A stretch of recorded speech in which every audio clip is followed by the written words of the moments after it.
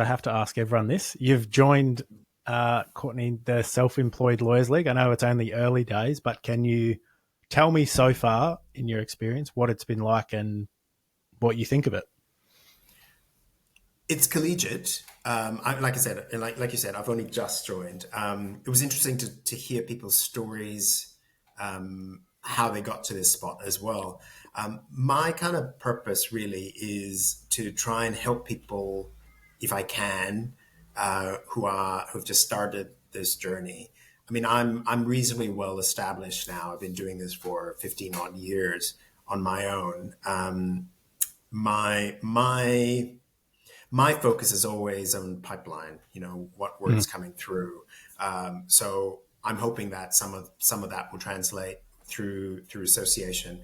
But majority of what I'm hoping to contribute is to help other people. If they can reach out to me, if they need someone to, I mean, I've mentored a lot of lawyers over the past. I've coached a couple of them.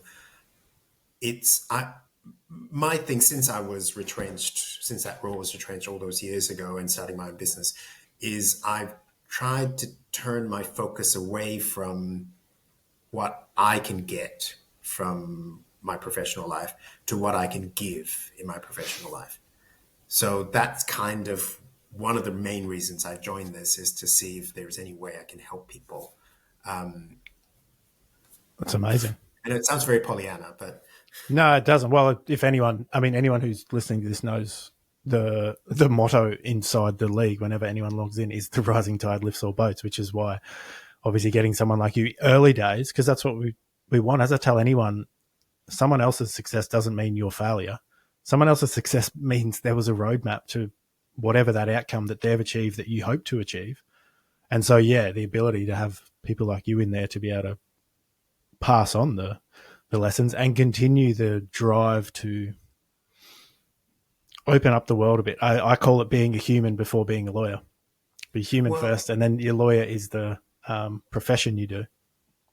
at the very least, I can at least explain to people how I've set up my business so that I'm 100% remote, how to be. So, majority of the reasons I do that is because I travel a great deal. I made a Mm. decision that I worked and worked and worked for all of my, a fair chunk of my corporate life, and didn't enjoy life, didn't do anything because I was busy focused on, establishing my career and making sure I had longevity in my career, blah, blah, blah.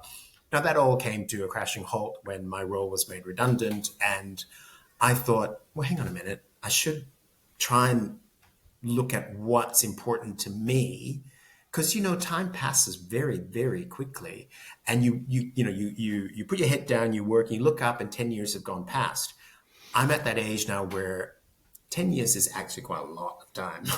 So I needed to reprioritize. So going overseas to hike is a huge part of seeing different parts of the world. I've done amazing stuff. I've done stuff that, I've gone on the Silk Road. I've, done the Trans-Siberian Train, all sorts of stuff. I've hiked up Everest Base Camp.